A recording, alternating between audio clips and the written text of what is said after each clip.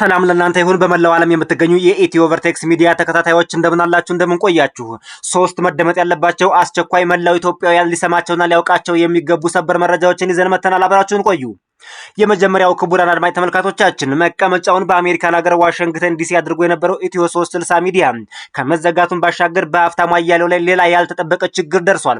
ሀብታሙ አያሌውም ላይፉ ህይወቱ በሙሉ ተዛብቷል። እጅግ በጣም ከፍተኛ ቀውስ ውስጥ ይገኛል። በዚህም የተነሳ ሀብታሙ አያሌው ከሽመልስ ጋር በመሆን ወደ አንድ ግሮሰሪ በመሄድ ከጠጡና ከሰከሩ በኋላ ሲንበጫበጩ አንድ ሰበር ቪዲዮ ተለቋል። እሱንም ታዩታላችሁ። በቪዲዮ የታገዘ መረጃ እናቀርብላችኋለን። ከዚሁ ጋር ተያይዞ ኢየሩሳሌም ተክለጻድቅም ሌላ ችግር ውስጥ ገብታለች። ሙሉ ዝርዝሩን ትሰሙታላችሁ። መታየት ያለበት መረጃ ነው። ሌላው መረጃ ክቡራን አድማጭ ተመልካቾቻችን የጎንደር ፋኖ እርስ በርስ መጨራረስ ከጀመረ ዋላ ደር ብሏል። ሾልኮ የወጣውን የስልክ ቅጅ እንዲሁም የአርበኛ መሳፍንት ልጅም ተገድሏል። ከሱ ጋር ተያይዞ የአርበኛ መሳፍንት ተስፎ ልጅ የገደለው ማን ነው? እንዴት ተገደለ? ዝርዝር መረጃውን በርካታ ኢትዮጵያውያን ማወቅና መስማት ይፈልጉ ነበር። እውነቱንና ሐቁን ይዘነው መተናል። አብራችሁን ቆዩ። በድጋሜ ሌላኛው በዚህ የመረጃ ጊዜ የምታዳምጡት ክቡራን አድማጭ ተመልካቾቻችን ጠቅላይ ሚኒስትር ዶክተር አብይ አህመድ ከመላው የኢትዮጵያ አካባቢ የተውጣጡ 2000 የሚሆኑ የብልጽግና አባላትን በአዳማና በአዲስ አበባ ሲያሰለጥኑ ከቆዩ በኋላ በስልጠናው መዝጊያ ላይ እጅግ በጣም አስገራሚ ልዩ ተልዕኮ ሰጥተዋቸዋል። ይህ ተልዕኮ ምንድን ነው? እንዲሁም ጠቅላይ ሚኒስትር ዶክተር አብይ አህመድ በዚህ ስልጠና መዝጊያ ላይ ለብልጽግና አባላት በሙሉ ያስተላለፉት ልዩ መልእክትና ያደረጉት ንግግር በርካቶችንም እያነጋገረ ይገኛል። ትሰሙታላችሁ። መደመጥ ያለበት ሀገራዊ መረጃ ነው። አብራችሁን ቆዩ። ወደ መረጃዎቹ አልፈናል። ዩቲዩብ እንግዲህ አዲስ ስለሆነ በፍጥነት ለሌላው ማድረሱ ላይ መረባረብ ያስፈልጋል። ሀብትሽ እንኳን አደረሰ ለእሑዱ። የእሑድ ወግ በእግረ መንገድ የገባንበት ቻናል ኔቨር ብሬክ የሚል ነው። ኔቨር ብሬክ ላይ ገባ በሉና ሼር አድርጉት፣ ሰብስክራይብ አድርጉት ቻናሉን።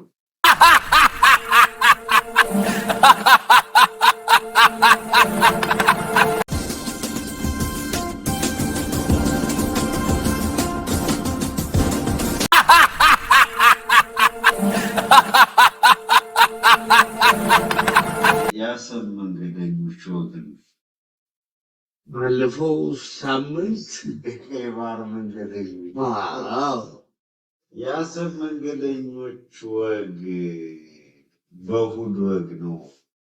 ትንሽ በለት ተደርጎ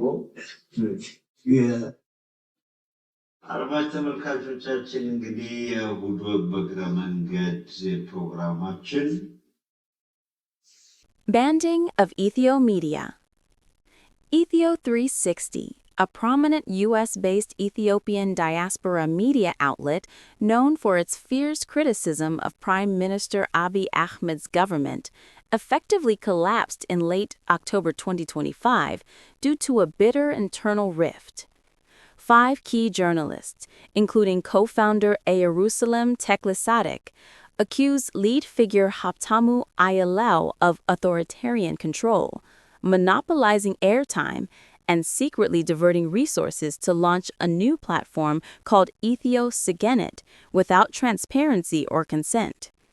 The public fallout erupted across social media and YouTube, with Ayalew alleging infiltration by pro-government elements and invoking the Fano militia for support, while his critics accused him of ethnic favoritism and personal vendettas. Regular broadcasts ceased by mid-October as staff fractured into opposing factions. Ayalew now operates solo under the Ethio Sigenet banner, continuing commentary on platforms like Rumble and YouTube despite a brief suspension, while former colleagues consider reviving independent programming. The split exacerbates existing pressures on the outlet, including financial strain from alleged government blackmail of sponsors, YouTube content restrictions since 2023 over hate speech claims, and terrorism charges filed against Ayalew and others that year, moves condemned by human rights groups. Amid Ethiopia's escalating ethnic conflicts, economic collapse, and insurgencies in Amhara, Oromia, and Tigray, the demise of Ethio 360 weakens diaspora journalism and, as the Committee to Protect Journalists warns, strengthens the government's narrative of chaos in an already fragile press freedom landscape. በ130 ሚሊዮን ህዝብ የባህር በር ጥያቄ ላይ እንደዚህ ሲሳለቁ ሲመጻደቁና ሲያሾፉ ስንመለከት እውነት እነዚህ ሰዎች የትውልድ ሀረጋቸው ወይም የዘር ሀረጋቸው ኢትዮጵያዊ ናቸው ወይ? የኢትዮጵያዊ ደምና ቀለምስ አላቸው ወይ? የሚል ጥያቄ በመላው ኢትዮጵያውያን ዘንድ አጭሯል። እነዚህ ሰዎች የሚሰሩትና የሚታገሉት ሚዲያ ላይም የሚታዩት ለዶላር ስብሰባ ለሽቀላ ብቻ እንጂ ለኢትዮጵያዊነት ወይም ለአማራ ህዝብ ቅንጣት ታክል እንደማያስቡ ገና ለገና ጠቅላይ ሚኒስትር ዶክተር አብይ አህመድን ተቃውመናል በሚል ሰበብ ሐሳቡ ይጥቀም አይጥቀም የባህር በር ጥያቄው ለኢትዮጵያውያን ይጠቅማል አይጠቅምም የሚለውን በውል ሳይመረምሩ የተቃውሞ ስሜታቸውን በማንጸባረቅ በ130 ሚሊዮን ህዝብ ላይ ጉረሮ ላይ ቆመው በባህር በር ጥያቄያችን ላይ እንደዚህ ሲያሾፉና ሲመጻደቁ ተመልክተናቸዋል። ጉዳቸው ቀጥሏል፣ አላለቀም። ስራ ለሰሪው እሾህ ላጣሪው ደግ ለራሱ ክፉ ለራሱ ይላል የሀገሬው ሰው። ሀብታሙ አያሌው መቀመጫውን አሜሪካን ሀገር በማድረግ በኢትዮጵያውያን መካከል የብሔር የሃይማኖትና እንዲሁም ሌሎች ግጭቶች እንዲነሱ በተለይ መንግስት ተረጋግቶ ስራውን እንዳይሰራ ከፍተኛ የቃላት ውርወራ እንዲሁም መርዛማ ንግግሮችን በማድረግ ይታወቅ ነበር። በዚህ ንግግሩም ሳይውል ሳያድር በትናንትናው ዕለት ሙሉ የባንክ አካውንቱ እንዲሁም የዩቲዩብ አካውንቱ በአሜሪካን መንግስት መዘጋቱንና ኢትዮ ሰገነት ብሎ የሚጠራው ልዩ ሚዲያ ከ1 ሚሊዮን በላይ ተከታይ የነበረው ሙሉ በሙሉ በአሜሪካን መንግስት መዘጋቱና የሀብታሙ አያሌው ሌሎች የባንክ አካውንቶችም እንዳይንቀሳቀሱ መደረጉ እጅግ በጣም ለሀብታሙ አያሌው ሰበር ዜና ብቻም ሳይሆንም ህይወቱ ሁሉ እንደተቃወሰበት ነው ክቡራን አድማጭ ተመልካቾቻችን ለማወቅ ለመስማት የተቻለው።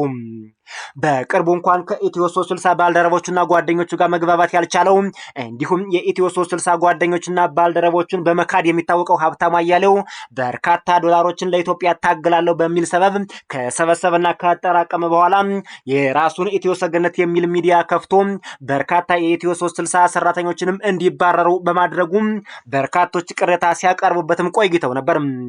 ምንም እንኳን ከሀብታሙ አያሌው ጋር ኢትዮ 360 ሲሰሩ የነበሩ እነ ኢየሩስ ተክለጻዲቅ እነ ልዩ እነ ብሩክ እንዲሁም ሌሎች ጋዜጠኞች ለኢትዮጵያ የሚጠቅም የሚረባ ሀሳብ ባያስተላልፉም አሁንም ያላቸው አቋም የኢትዮጵያ ልማት እድገትና ሰላም ብልጽግና መደገፍ ባይሆንም እንኳን ክፋታቸው አብሮ የሚሄድ እንዳለ ሆኖ የደረሰባቸው በሀብታሙ አያሌው የደረሰባቸው ክደት ግን እጅግ በጣም አሳዛኝ ሆኖ ተገኝቷል።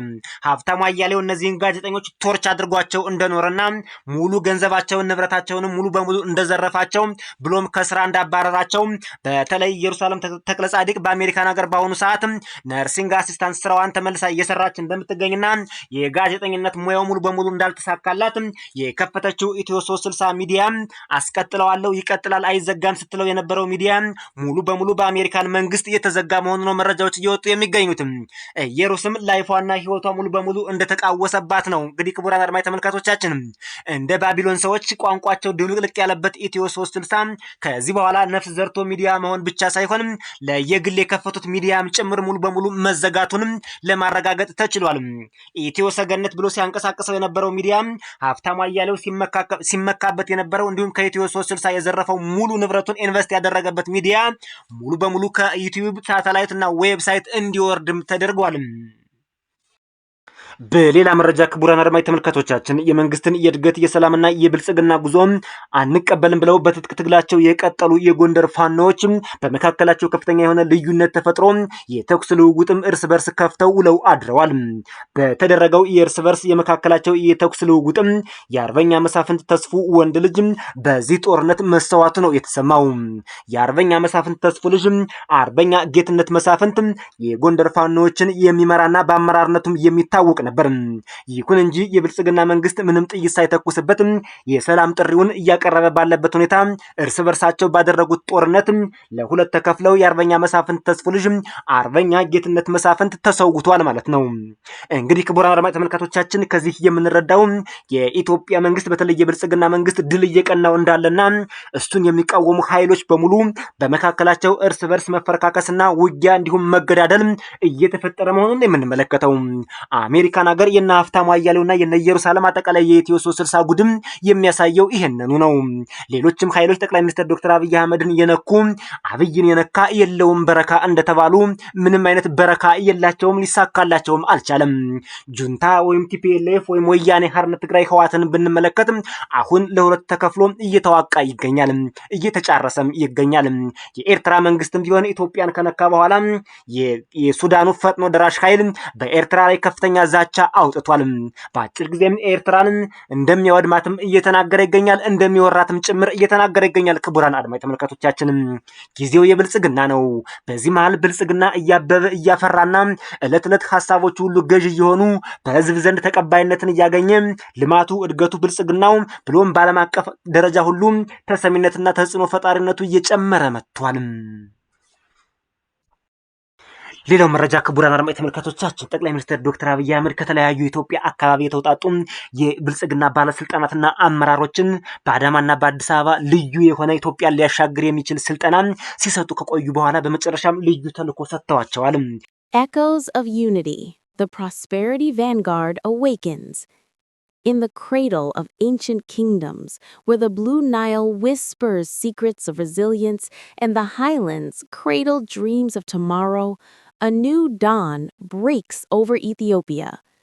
Under the visionary leadership of Prime Minister Abiy Ahmed, the Prosperity Party has ignited a flame of transformation, empowering 2,000 dedicated members with an intensive training odyssey that forges warriors of progress from the forge of knowledge and resolve.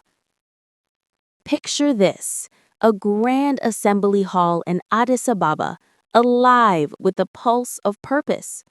For weeks, these trailblazers, drawn from every corner of our diverse nation, immersed themselves in the arts of governance, innovation, and unity. Lectures on sustainable development echoed alongside workshops on community empowerment. Strategies for economic revival intertwined with dialogues on cultural harmony. It was no mere seminar. It was a rebirth, sculpting minds and spirits to lead Ethiopia into an era of boundless prosperity. And then the crescendo. Standing tall as the architect of our renewed hope, Prime Minister Abiy Ahmed addressed his charges with words that thundered like the waterfalls of Tiz Abai. You are the salt of the earth. Season every soil, flavor every conversation, preserve the essence of our shared destiny. Go forth across the vast tapestry of Ethiopia, from the spice-scented markets of Harar to the coffee-veiled ridges of Sidama, from the acacia-dotted plains of Afar to the rock-hewn churches of Lalibela. Stir the hearts of our people.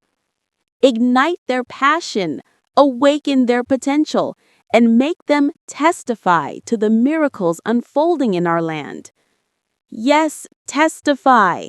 Let every farmer in the Omo Valley proclaim the harvest of irrigation dreams realized. Every entrepreneur in Diredawa shout the triumphs of digital bridges built. Every youth in Gondar bear witness to scholarships that shattered chains of poverty. These 2,000 are not mere messengers. They are catalysts, alchemists turning skepticism into solidarity, division into destiny. የሰጧቸው ተልዕኮም እጅግ በጣም የሚገርምና ልዩ ፈጠራ የተሞላበትም ዓለም አቀፍ የሆኑ ድርጅቶች ሁሉ ሊጠቀሙበት የሚችሉትም ልዩ ስልጠና ነው ተብሏል። የስልጠናው መልእክትና ራዕይም እንዲሁም የሰጧቸው ተልዕኮም መፍጠን፣ መፍጠርና ማጥራት ይላል።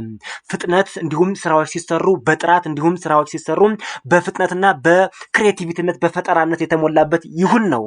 ይህ አዲስ ሀሳብ ነው። ክሬቲቪቲ፣ አክሰለሬሽን ኤንድ ኳሊቲ ይባላል። ሶስት መሰረታዊ የሆኑ ነጥቦች አሉት። ክሬቲቪቲ፣ ኳሊቲ ኤንድ አክሰለሬሽን በፍጥነት በጥራትና በብቃት መስራትን ኢትዮጵያን ለማሻገር ይጠቅማል ሲሉ ጠቅላይ ሚኒስትር ዶክተር አብይ አህመድ ለነዚህ አመራሮች ልዩ ስልጠና ሰጥተው በመላው ሀገሪቱ እነዚህ ሰራዊቶች ኢትዮጵያን እንዲያጣፍጡ እናንተ የብልጽግና ሰራዊቶች እናንተ የብልጽግና ኃላፊዎችና አመራሮች የምድር ጨው ናችሁ። በመላው ኢትዮጵያ እየተንቀሳቀሳችሁ ኢትዮጵያውያንን እንደ ጨው እየሆናችሁ አጣፍጧቸው ለልማት ለብልጽግና ለእድገት እንዲነሳሱ አድርጉ የሚል ነው የሰጧቸው ተልዕኮ። እንግዲህ ክቡራን አድማጭ ተመልካቾቻችን ጠቅላይ ሚኒስትሩ ሊሰጧቸው የሚችሉት ተልዕኮ ይሄንን ነው። የልማት ተልዕኮ፣ የእድገት ተልዕኮ፣ የብልጽግና እና ኢትዮጵያን የማሻገር ተልዕኮ ነው። ከዚህ ውጭ ጠቅላይ ሚኒስትሩ ሌላ ምንም አይነት ተልዕኮ አይኖራቸውም።